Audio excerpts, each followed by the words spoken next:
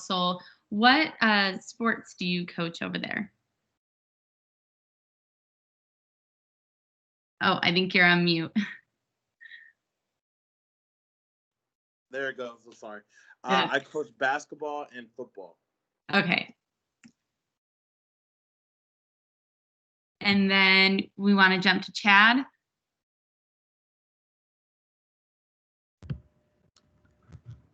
Hi, Alexis. I'm Chad Kapanoy from Liberty High School. I coach football and girls basketball.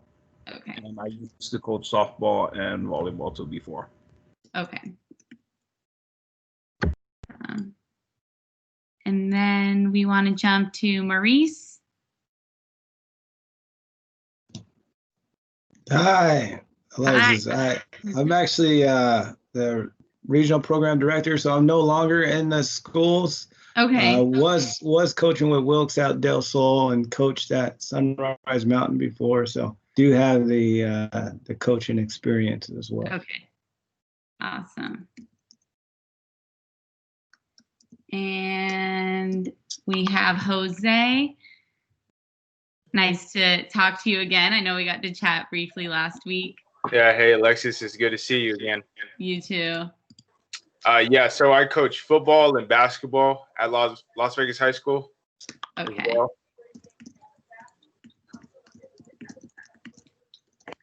All right.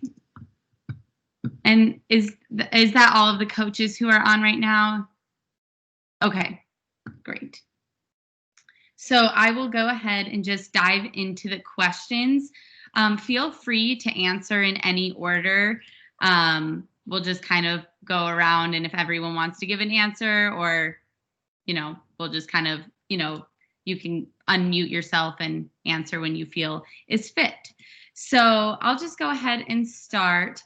Do many of your students join Sports First or J4NG First? And do you encourage students who are in sports to join the J4NG program or vice versa?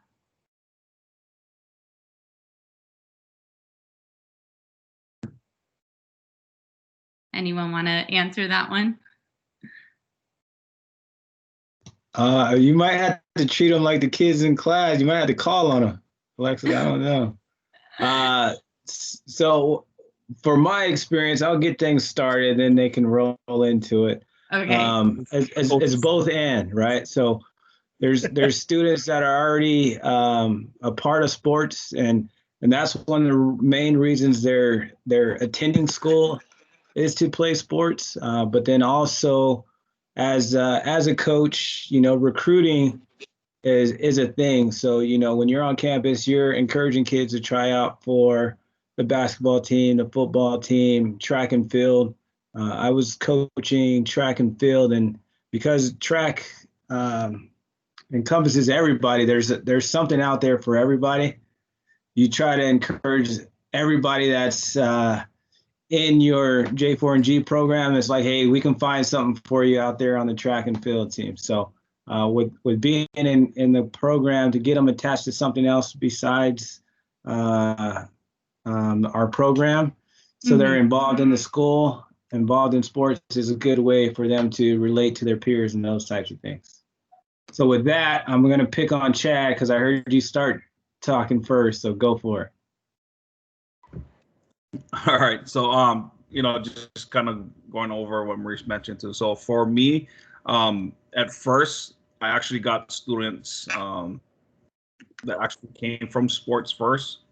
And the reason for that is since I'm always involved with sports somewhere in our school, obviously as coaches, we kind of all gather up, we all talk story about certain kids that probably need some help. And that's kind of part of my recruiting process for some athletes. And it's usually not even the players that I end up coaching, is players from other coaches. So since all the coaches are on staff, we have that communication with each other that, if there's a kid that maybe they need extra resources, and, maybe there's some barriers that they have, they can kind of get into the J4NG program.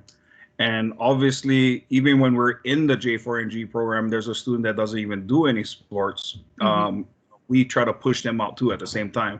we want to make them join a sport just to get involved, whether it's track, where it's something simple where you don't have to be very skilled at. I mean, you can just kind of go on, throw this or throw a shot put, or even run for 8 laps, running 2 miles, whatever it is, just to get them involved. So, just so they can keep up the grades and they have something to look forward to, because obviously you can't play a sport if you don't have the grades. So that's kind of the way I kind of look at it. It works hand in hand. So some of the students that you recruit is also that's from other sports, and again, some of the students that we have that don't even play sports at all, and that maybe just need something extra outside of school. I think it helps them too, because once you give them some free time from 1:30 to 6 o'clock before they go home, there's a lot of things that can happen during those times. I think by getting them involved with sports kind of just help them in general. Yes, that was actually another question that I had. So knowing that typically students have to keep up a certain GPA in order to stay into sports, how does the J4NG program directly impact their academics? Are they more motivated once they're joining sports to say, hey, I really enjoy this, I want to keep it up, but in order to do so, I need to focus on my academics too? And also, how do you help them with that balance? Because it can be hard when they, maybe don't have as much time after school to work on homework or to study when they have sports. So it's really a balancing act. So how would you say that you kind of help them balance those two together to help, keep up with their grades, but also be involved in school? Okay. For me, I have not only like I coach football and basketball, but I not only have just them 2 sports. I have like I said, softball, track. So I have a lot of different athletes at our school, and for the most part, it becomes a part where they don't want to let the school down or let each other down.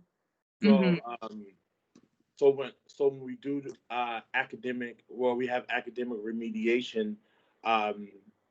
They help each other, and they take on that responsibility of making sure, like, I'm not going to be one that's ineligible this week or this year, or to be able to let my team or school down. Yeah, that's great. Does anyone else want to jump in on that as well? Yeah, I'll go. For me, I know one of the lessons I teach is time management.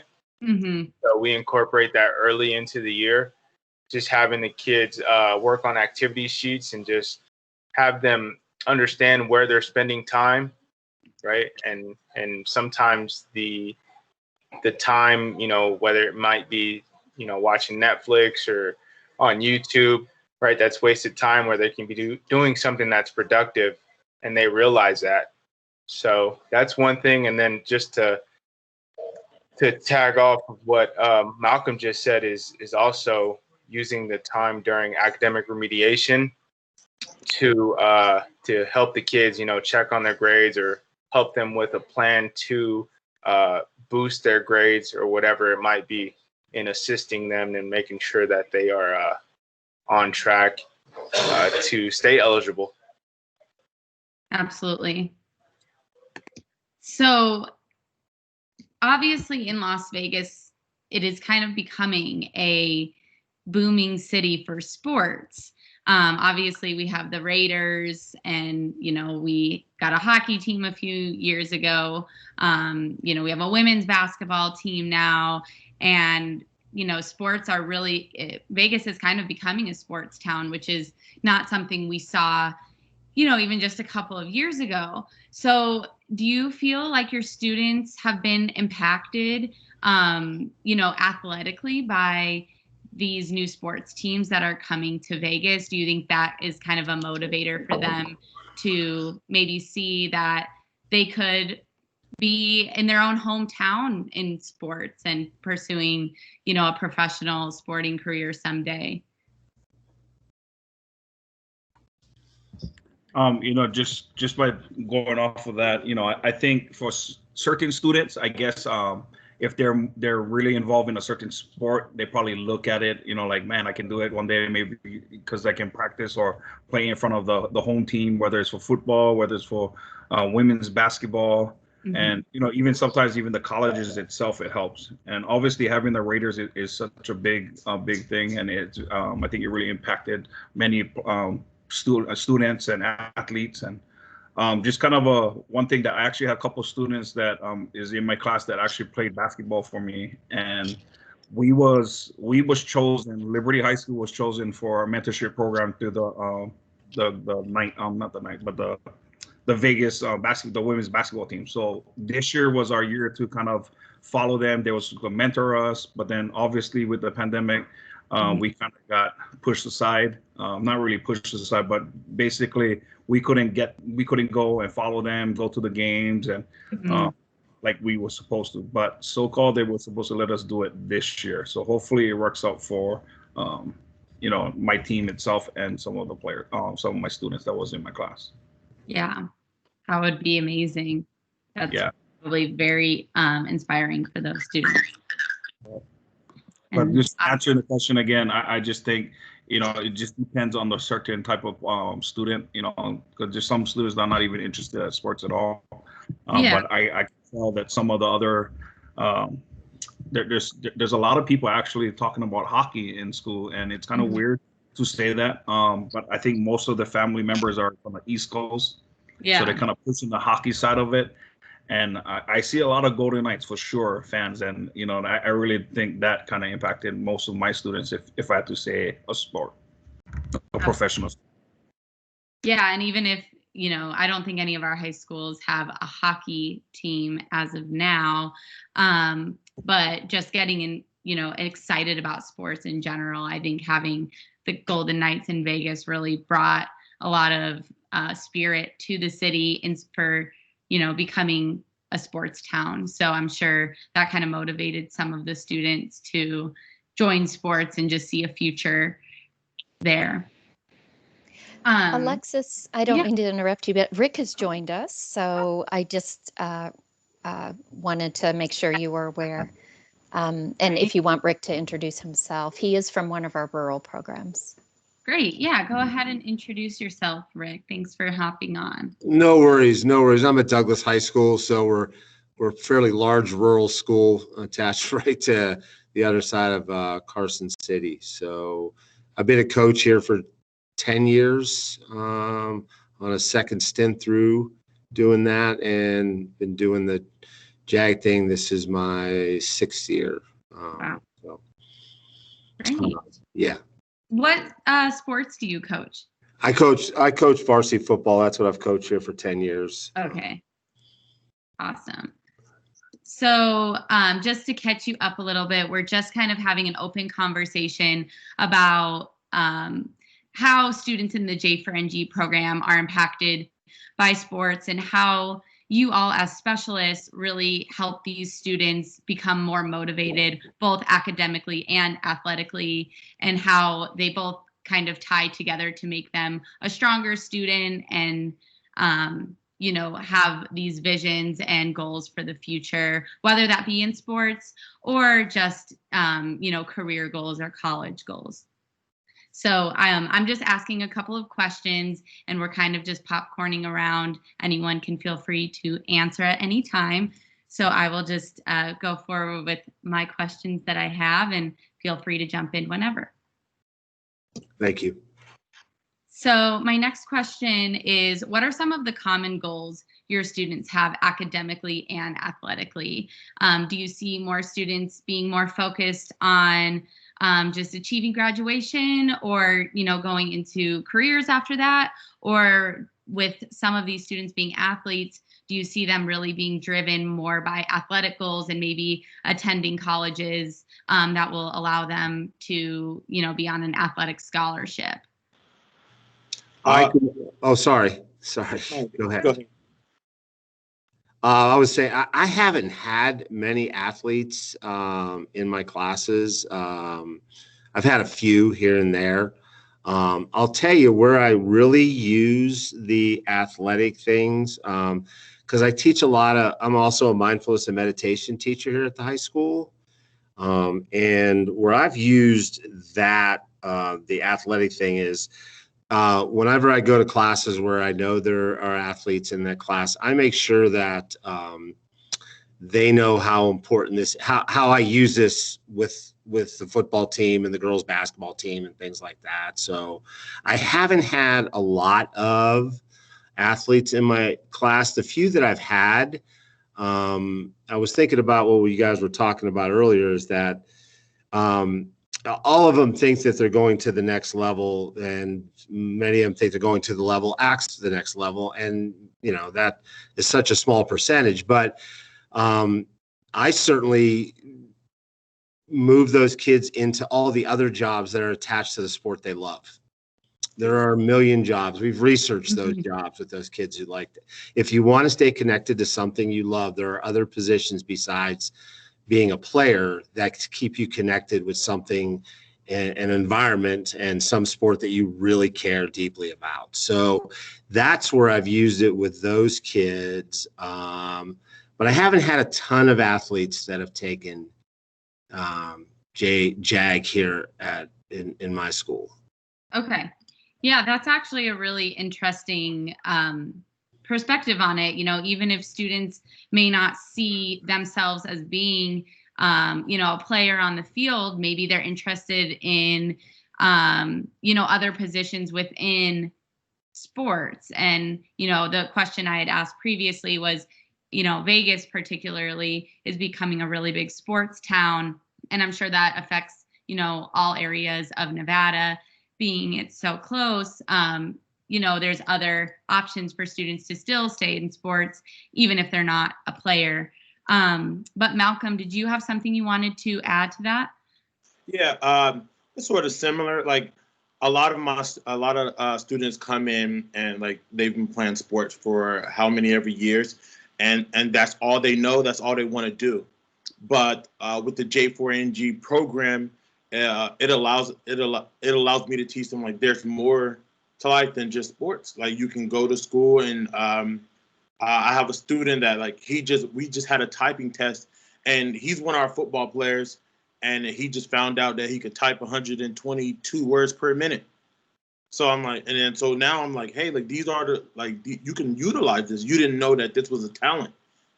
So him like just being on his computer all the time, he's not knowing that like being able to type 22 words per minute, like that's a talent.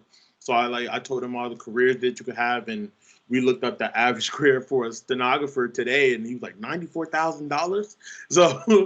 So now he's like, oh, like, and I was like, yeah, sports can help pay for school, but like, what happens when sports don't work out? So we look at sports, and we look at like the average career sports and how like a lot of people use sports to get a college degree and do something else other than play sports in life. And we have other students that love to talk, and I was like, you know what, if sports don't work out, you'd be a great broadcaster. Yeah. Because you can talk. Or some that's into photography, and I'm like, you could be a sports photographer. So so them loving sports, we try to teach them like there's other careers that can keep you close to the game. That's awesome. I really like that answer, and I think that's really important too, to show students that there is more than just sports, and sports can be very dangerous at times. So they get one injury and they could be out. But if they're pursuing college degree, what is their backup? Do they have, are they pursuing a career that they also love while also, maybe pursuing athletics as well? So that's really awesome that you're able to show the different options that there are for students to still really enjoy being in sports, but know that if this isn't my end goal, I can still have a career in sports. Did anyone else want to jump in on that answer for that question? All right, we can go ahead and move on to the next one.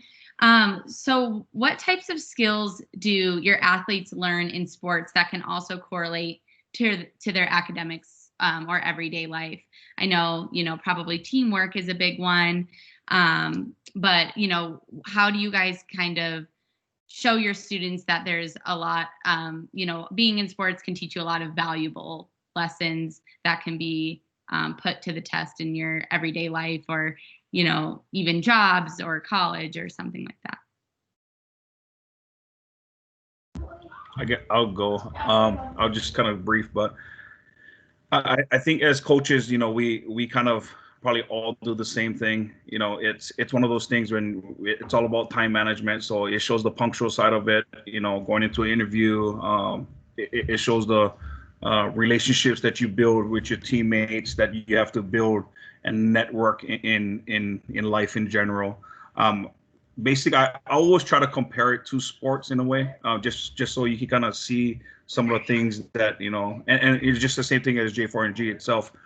It's the same thing we do. We coach the kids. It's the same thing. The way we coach our athletes is the way we coach our students, and I think that's why it ties in very well. So I always try to relate it with a certain sport, and like I said, being punctual, being punctual at times, being disciplined, just working with teammates, being a leader.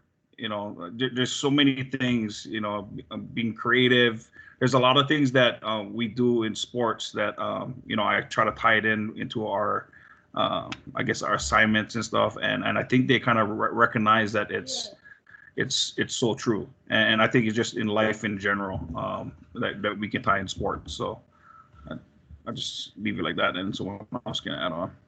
Awesome. Anyone else want to jump in on that one? Another thing is being able to focus under adversity, because right now a lot of our students are going through that right now. Yeah. So I let them know, like when you're like, if you're playing a sport, when you're tired and you're asked to push through it for your other teammates, it's the same way when you know that it's hard right now. Like I know going to school for a lot of them is hard. So, but to be able to be like, all right, let me just focus and get this assignment done. Let me focus and get up out of bed, get dressed, and get online every day. Are sports still taking place right now in person at school, or is everything halted right now? So I'm as far as Northern Nevada goes, we're still waiting for CISLAC. I know we had a meeting the other day with the NIAA, and basically what it is, it's on CISLAC's terms as far as getting the lift. But it sounds like if it happens, it would be the 15th. He's not going to make a request based off NIAA. He'll do it at the same time as far as the pause goes. But we having what they called as modified practices. Okay. So conditioning, stuff like that. Just no body contact whatsoever, no scrimmaging, stuff like that. So. Okay. How has that been for some of your students who, you know, are really motivated by sports? How has that affected them this year, not being able to fully participate in sports the way that they normally would? Have you seen that affect their grades or their motivation to be continuing with school? Well, it definitely affects their grades to some extent, because I would, me, myself, being an athlete when I was in high school, I would definitely say that athletics is a huge part of kind of like an incentive of keeping your grades up. Right. But for the most part, as far as COVID and the situation that we're in today, we've been actually going for nearly 11 weeks with open gym with no mandatory. And even now with these modified practices, these kids understand that the chances of a season are probably slim to none. Yet we've managed for majority of our athletes to still participate knowing the outcome, which kind of like relates to like these guys would agree as far as teaching goes in a classroom. Sometimes you just don't know or you do know the outcome, but you still have to put forth that extra work. And so really respect the students knowing that there's a chance there is no season, but they're still running really hard every day and putting in the hard work. So these kids definitely want something out of life, whether it's sports or education. Absolutely. And are you, I'm not too sure about how this is working right now, but are there still opportunities for these students to be recruited to colleges based off of their performance last year or the year before? And if so, you guys help. Go ahead. I think that's kind of one of the biggest problem right now that we have for athletes itself, that, you know, they're losing their junior and senior years, and that's probably the most important part for recruiting in a recruiting process. And you know, that's where I can see the emotion side, where, you know, the kids are, you know, just down on themselves, and that's where they probably slack off a little in school. Especially for us, I don't know about the rural areas, but, you know, we're doing online, so it's just one of those things that I think they're, by losing that, I guess, their opportunity of playing a sport and get recruited to go to school. I think even that kind of make them feel like, man, I'm going to lose that too. You know, another thing, especially when some of these athletes that are in track or baseball, that played in spring sports, that got taken away last year, and then you go back to this year and it might be taken away again. You know, I think it's hurting them more than anything else, and it just sucks that, you know, our kids got to go through this. But yeah, I think mostly emotionally for those athletes that are missing the opportunity of getting recruited. Now, obviously, there's some other kids that probably, you know, it worked out for them, you know, because we did have some kids get recruited in a different way, but it's not one of those higher levels that they believe they belong. So I can see the effect on that for sure. I mean, we have some students and players that was affected by that. Just kind of going off Chad, I think the real, as far as recruiting goes, it's definitely affecting that for sure.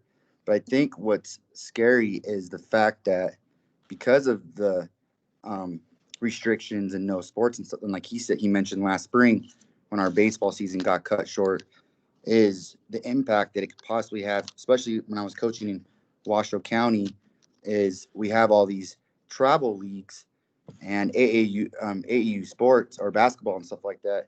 I think the effect of schools, especially the cities, having high school students represent their schools is going to be a problem down the road. I can see athletes looking more for travel ball and stuff like that because there is no restrictions. So I think the impact can affect high schools pretty significantly. I wouldn't say so much for like Pershing County, just because we're a smaller school at 2A, where we're not highly recruited athletes here, but definitely I would say for Washoe County, I can't speak for Clark County, but this is having an effect on kids representing their school. I've seen a lot of kids that I know that are just skipping out on high school sports and just going straight to league basketball. Yeah. That's kind of the way it's going right now, because California is already doing that. They're just playing club ball, and and that's their high school right there. It's their club ball. That's their film. That's the way they're gonna get recruited, and just like it's probably gonna happen if we don't open up soon, because they're gonna think that club is way more important than just the high school itself. So there's gonna be no spirit in the sport itself. So. But again, we're shut down, you know, on Nevada itself is shut down. But for some reason, all these kids, it doesn't matter, they're still figuring out a way to play a sport. So like, probably the only one is really like football. I mean, baseball is still traveling, basketball is still traveling. So there's a lot of teams that are still traveling and playing out there.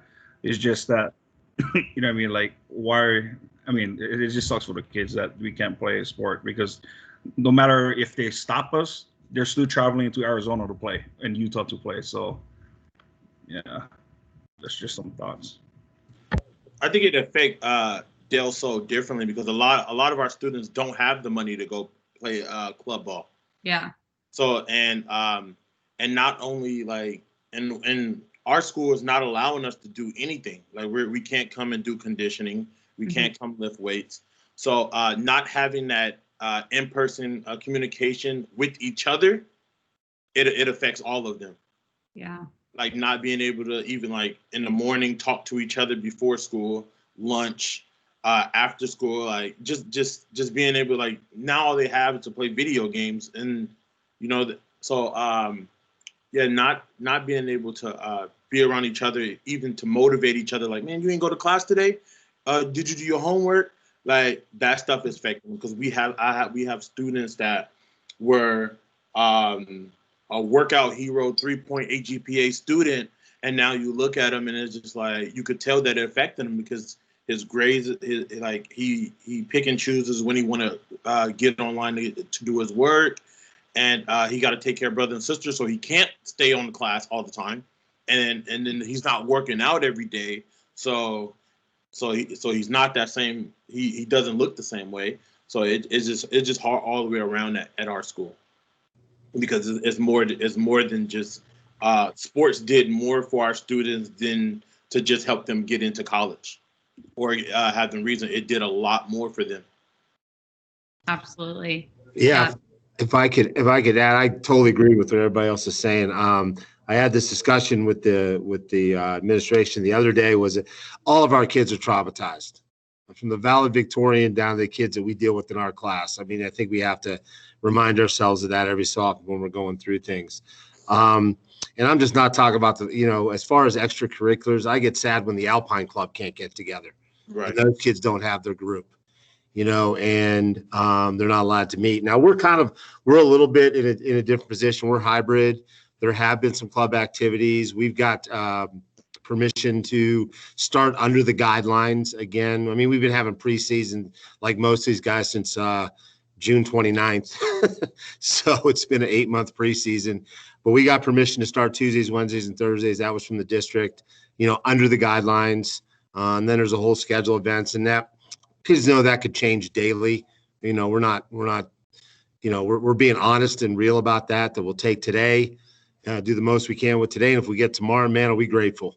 And we'll move forward that way. But, the one thing that I've said in all these meetings that I've been a part of is that we've stressed so much in academics and so much on academics with kids right now that I don't know if we're doing enough to deal with the trauma, whether it's micro trauma on top of trauma that our kids deal with in this program, and the other kids who are walking the halls sort of zombie-ish, because I get to see them on a hybrid schedule. I don't know if we're doing enough to address those issues, and I think there's a huge price to pay, whether it's for kids who can't go to their club and be with their friends and do what they love to do, and all the way down to the kids who play for us. I think it has to be at some point something that is made the priority, and the academics will take care of itself later, because I'll talk about our high school. We spend so much time on academics. So what can we do to get academics better? Get more creative, do this, do that, and we're not addressing the SEL needs of kids. I feel like that's kind of getting one before the other. So as far as sports go and clubs in general, I don't care what it is. I get sad that all those kids don't get to participate with the people that they want to be around with and have that fellowship that really meets so many of their needs that we can't meet academically. So that's my quarter more than a nickel, but that's how I feel about it. And I've been pretty adamant and pretty outspoken that unless we get back to addressing those issues, the academics we're going to continue to lower the bar is what we're going to do, and lower the bar to try and meet some kind of academic standard. And we're just never going to get there. Mm-hmm. Rick, right. And I think sorry. Go ahead, Jesse. Oh, I was just saying, and I know for a fact, I understand the circumstances that we're in, this whole COVID-19 situation, but NIAA's already waived the 2.0 for districts, which, you understand it, but then at the same time, it's like, now like you said, we lowered our standards, That was going to be my question is, are you seeing any type of extracurricular activities, any adjustments being made to try to address the fact that students are going to see, like a lowering GPA and that kind of thing? So Jesse, you answered that. And then and Alexis, forgive me if you're going to ask this, but I guess one question as a follow-up to what Rick is saying is, do you feel that having this program in your students' lives is helping them, making a difference for them right now with that social emotional learning component? I would say for me, yes, because I spent about 70% of my time on that. I just can't be held hostage to the other stuff right now, seeing the need in front of me. Now, we get to see them more than obviously places that are shut down completely. not seeing kids for 4 and 5 days, you kind of lose this accountability factor. And our kids we're on hybrid, but virtually they're not doing anything. Okay, they're not. And they've developed patterns of behavior. Either it's working or taking care of things that parents are asking them to do, or just not doing anything because nobody's around there to keep them accountable. I've seen it. I feel it every day. I mean, I feel it. Granted, we get together with the football team when we're doing our things, and you don't see it as much because they get to join up with guys for a short period of time under some different circumstances, but it is still there. It is still there. And, I think sometimes we get into denial that it's not there. But you just have to look at your own self and see how you've been affected by this and know that our kids are dealing with this. Like I said, I don't exclude the valedictorian of the class. There is some sort of issue that, isn't being met and isn't being taken care of. So I understand all the guidelines in the state, and people in a much bigger lane than I'm in are making those decisions. I just want to voice my opinion when given the opportunity, whether it's with my own administration here or this group or other groups, that we've got to figure a way to address that issue. And otherwise, there's a huge price to pay down the road. There's a huge price to pay for this. And it's not going to be felt for a while, but it's going to come. And we've got to figure a way to do that within the scope of what we're dealing with right now. Whether it's athletics, clubs, getting in the classroom in Southern Nevada, and then getting us in the classroom more. Yes, absolutely. I can't imagine how tough it would be to be a student right now. And I know you guys are all working extra hard to do the best you can for these students. And I applaud all of you because, that is not an easy task. And trying to keep these kids motivated when it's already such a tough time is really, really tough. So I don't have any other questions. Renee or Ann or anybody else, does anyone want to jump in and ask anything? Renee or Ann? Yeah. And first, let me thank all of you, for taking the time to take part in this conversation. It has, I think, been very, enlightening in terms of not just what our athletes are going through, what our kids are all going through right now. Like you said, from valedictorian to, the kids you see in the hallway, kind of zombieing around. My question is, what can we as Jobs for Nevada graduates, is there something more we could do, something better we could do as an organization individually to help all of our kids do better?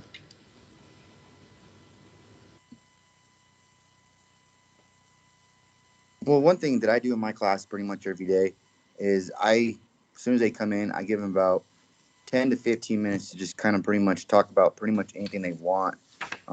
We do our journals, but I'm kind of allowing like more of an open discussion because I feel like a lot of these kids have a lot on their shoulders right now. And for the most part, they were kind of quiet at first, but now that they've gotten comfortable, because we're fortunate here at Pershing County, we have been since day one, been in class. So we've been pretty fortunate for that.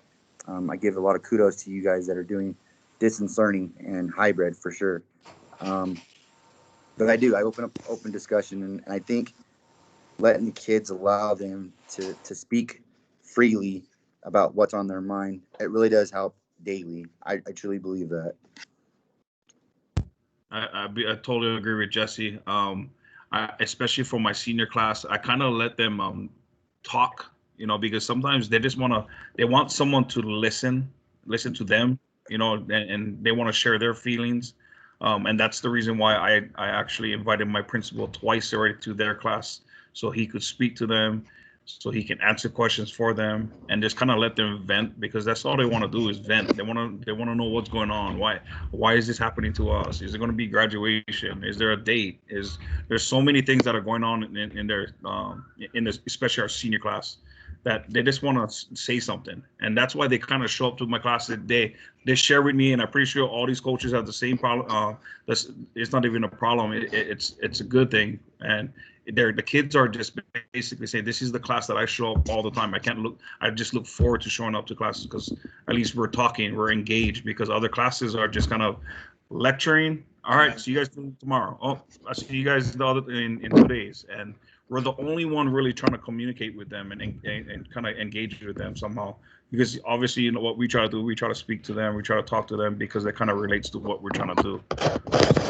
Agree. Thank you so much. Go ahead, Malcolm. It goes back to the beginning when Chad said that he coaches his students. Like, I have non-athletes that calls me coach. That's who I am to them, coach. When school was in and they knew I had to they knew I had a couple new rules. They just like, hey, can I come in and just sit and talk? They're spending their lunch just wanting to sit and talk, and that's what a lot of students want. Like, even something as simple as asking them, how was their weekend? How was your day? No, you talk to me and I'll just listen. Like, a lot of them don't get that. So like now is more important than ever for somebody. They just want someone to listen, especially being stuck in the house. Mm-hmm. Like, we don't have a hybrid, so them being stuck in the house for that little moment that they do get to just tell me about the video games that they played or the high level, like, they love that. If I could add to that, Renee. Go ahead. So yeah, I think every specialist and hearing just a couple guys speak on here, I think we do probably better than anybody else in the high school about being there to listen and open discussion and having some journaling and things like that, which are really important. I'd like to see us move a step forward on this at some point, where we actually have an SEL curriculum that we're actually teaching skills in those moments, away from the skills that the employability skills. And like for me, like doing mindfulness and meditation every day in class as an SEL tool.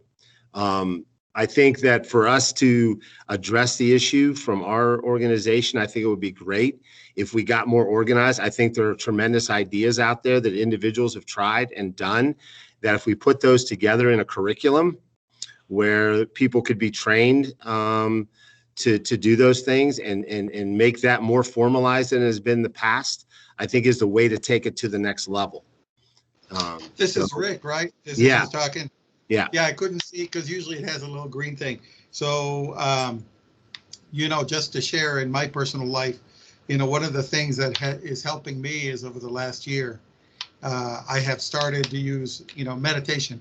Nowhere nearly as good, probably, or whatever, but it is, a part of a journey to be able to stay positive and stay focused and so on. So and I'm not just saying meditation, but I think it's an important point you make in terms of, giving kids the skills they need and the specialists, to survive in this tough time. Because I can tell you that, whether I'm talking to my 7th grader at home and he's bummed out being at home, he's in band. Yeah, they get to do band from the house. It doesn't quite work, and he said, Dad, when this started, we thought that it was the best thing, when they sent us home in March. He's like, but now it's like, do you think we're ever going to go back? It's like, yes, we are. So I think the SEL part is something that we can definitely look at, but we need to give kids, I think, like you guys said, you need to listen to them. You need to be that caring adult in their life, and we need to give them hope. We need to give them some hope that, hey, this is going to end. It's going to get better. And you know what? It's like after your kid is sick, you're going to give extra care to them. So I think what we need to do in the coming years is to find ways, to give extra care to the kids who, have gone through all kinds of different micro traumas and stuff. So I think that's an important point, Rick. I like that.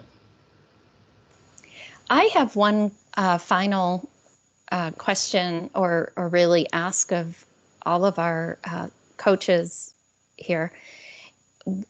What have you share any student stories with us, that students that you've really seen, either through J4NG, you've helped them to get involved in an extracurricular activity that made a difference in their world, or vice versa, a student that you were coaching that, you know, you were able to connect with J4NG and it made a difference for them. I'd love to be able to include some of those stories as well, both for the PR angle, but also we are applying for a grant from the Raiders Foundation, and part of what they are looking for are youth development type stories. So if you have a story, I'd love to hear it. If you don't have it right now, you can certainly fill out the J4NG success story form, but is there anybody here that has one they want to share? Well, I don't know if this would count as a success story, but sometimes just giving them my classroom to be able to talk and to each other, that works miracles for them to like I said, because they don't have a place where it's not like they can just go hang out with each other. So it's kind of like elementary school recess, where it's like, all right, I just had 3 classes. Now I get to just give me 20 minutes to just talk, just talk, hang out, laugh, and then just use this 20 minutes of time to just be able to see how everybody else is doing. I mean, the social aspect of school is such a huge component. And a lot of times for students, that's the reason why they go to school, is to see their friends and socialize. And sometimes that's the only thing that even gets them to go to school. And now being virtual and not getting to see their friends, and maybe not even getting to know who their classmates are if they don't have their video on, you know, that makes it really difficult to stay motivated to even log on. But from what I've heard about the J4NG program is that a lot of students refer to it as a family. What are your students saying about J4NG? Are they, motivated to join the virtual classroom just to, have that family aspect or that social aspect of being in school? Does anyone want to share? I was going to answer Ann's question first, if I may. Yeah. I get lots of skater kids that take the program here. I love those skater kids. I often, at least once every 2 weeks, stop down the skate park to go see them. We show videos. They're allowed to show their video, their new trick and stuff like that. I tell them they're all athletes because they are. And I've really developed a connection with those kids, and that led into me trying to figure out some of the other kids' interests, about recognizing that group and whatever their skill set or particular passion is. But I seem to have about 12 of those kids right now, and I think that the lesson to be learned is there are groups of kids, especially we as coaches. We have our groups. I'm happy to get away from them and get with other groups, to be honest with you, sometimes, and be with those skater kids or whatever group it is, whatever group, the video kids. And that has been extremely helpful for me to continue to build relationship by showing that level of interest in those kids specifically, and trying to build that into some other kids' interests if you could find out what they are. So the skate kids usually are always carrying a skateboard, obviously, but that's all they want to talk about. Well, it's a great point to start at and continue on from. So those kids got a place in here. They do my recruiting for me with the other skater kids. So you have a pipeline, Rick. Yeah, I like it. Skateboard pipeline. I don't have like an individual success story, but one thing for the short amount of time that JAG has been here at Pershing County is I actually have probably at least 95% of my basketball players in my class. I've actually had a few that just socially, mentally have needed JAG and was managed to get them into my class. And what I find that is significant, and I consider a success story as a whole with JAG and athletics, is what JAG represents as far as the achieving things, success, the guidance, the hard work, the knowledge, accountability. I mean, we can go on and on and on. Just those little things that we teach in JAG, it helps correlate to sports in general. For me, it's basketball, but I have quite a few other kids that are in baseball and football and other sports, volleyball, and they always come up to me and talk about, oh yeah, what you talked about today, kind of used it today on the court. Not so much this year because we haven't had sports, but definitely last year when we had sports. So I consider that success story as a whole with JAG and what it implements as far as kids that are in athletics, because it kind of goes to, it kind of goes in together. So. And just to clarify, everybody, when we talk, I think we've changed the terminology we use, from student success stories to student stories, because sometimes just getting to school and being there or signing in for class is a success. I mean, the way we build success is one day at a time.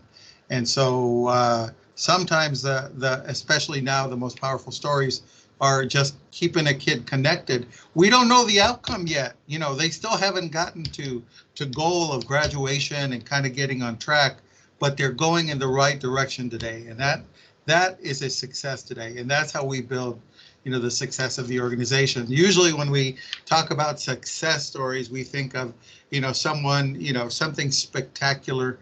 But I have to tell you that the small victories that each and every one of you have every day with the kids, that those are the kind of student stories that I find so compelling, especially now. You know what? We're still in the middle of this, and you guys are finding creative ways, to keep kids connected, to give them that sense of interconnectedness with each other, and to continue learning the best they can in this time. So thank you very much for that. And I got a small, quick success story, I guess I could say. One of my first athletes, football athlete, actually, that I had, he graduated 2017 now. Is it 2017 or 18? Well, at 2017, I believe. And I know it's an old story, but he had the physical look. I mean, you look at him, he's like, wow, he's a Division I athlete. But one of the problems that he had was his grades and attendance. And so I brought him in as a junior, got him in, try to keep his grades up, try to keep him as high as possible to get him qualified to get into a Division I program, all the way to his senior year. And he worked hard on it. He got there. And then even though he left in the second semester because he had I guess USC coach came in and told him, like, if you get these classes done, I'm giving you the full ride. So basically he didn't have all the things lined up for him for his grades, but he could have got it done, but he didn't want to take that path. Well, his mom decided to pull him out and he ended up going to Hawaii. So he had to take the long road. Okay, so, but I made sure I kept in contact with him, always talked to him. So he had to go the long way. He went to JC in Texas. He became the #1 national ranked offensive lineman. And then now he's playing at Oregon. So he was like the #1 O-lineman that they've been talking about for the past 2 months. He plays, so he's a starting right guard, right tackle for Oregon right now. And they're already talking about NFL stuff already for him. So like he's not sure if he's going to come back yet or he's going to go into the NFL draft. So I guess he's part of our program. He's, to me, I think that's a success story that he even though he didn't make it to Division I right away, he still went that path of going to the JC, which most students that go JC never makes it out usually. And he was one of them that actually made it out. And I was kind of shocked because he was one of those students that could fall off at any time. And I actually he just got his bachelor's degree this past weekend. That he had a party, so I noticed, I seen on Snapchat that he got his bachelor's degree, and I was kind of just messaging him back and forth, congratulations, and I said JAG for life, and he responded back, thanks coach, I appreciate everything you did for me. So like I think that's kind of a good success story. So hopefully, that's awesome, JAG. I'm not sure what he's gonna do, but hopefully Absolutely. it works out. You show me someone who's had a direct path, where everything goes beautiful. Most people, we encounter difficulties, and it's what makes us stronger over time. I think when we fall down and get back up, what do they say? You land on your feet, and you keep on going. So, these are all very powerful stories, and, you'll be hearing from Ann to hopefully, be able to get form, to these stories. These are all very powerful, from the skaters to the young man in Oregon. Those are just tremendous. And stories. And over in Pershing, you know, where you need that connection, you guys are doing powerful work, and I thank you. You know, just as we end, I want to say Renee's point is well taken with me. Chad, of course, is sharing about a young man that's potentially going to play in the NFL, but regardless, he was able to get his education, college education paid for.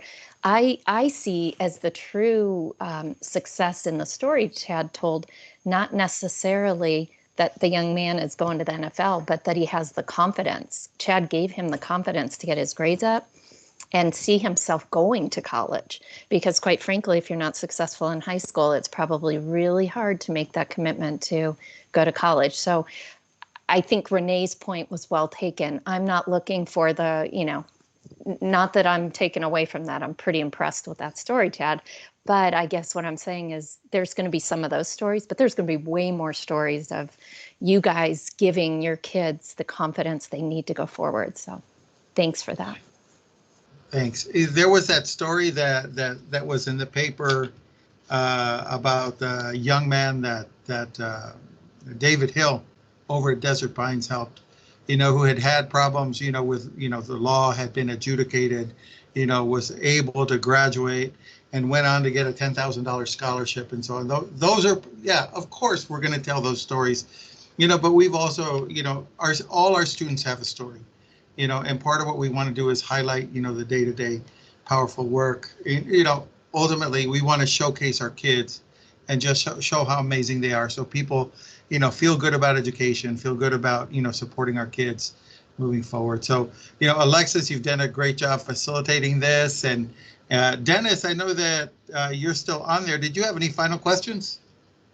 No, it's kind of an interesting conversation. I just sit back and think about, well, knuckleheads like us playing sports in high school and actually getting to a good place. So, no, interesting conversation. Thanks. So thanks to everybody. You know, we're here to support you every day. So just let us know how we can help. Thank you so much. Thanks for all you do, guys. Thank you. Take care. Thank you. Bye. Bye.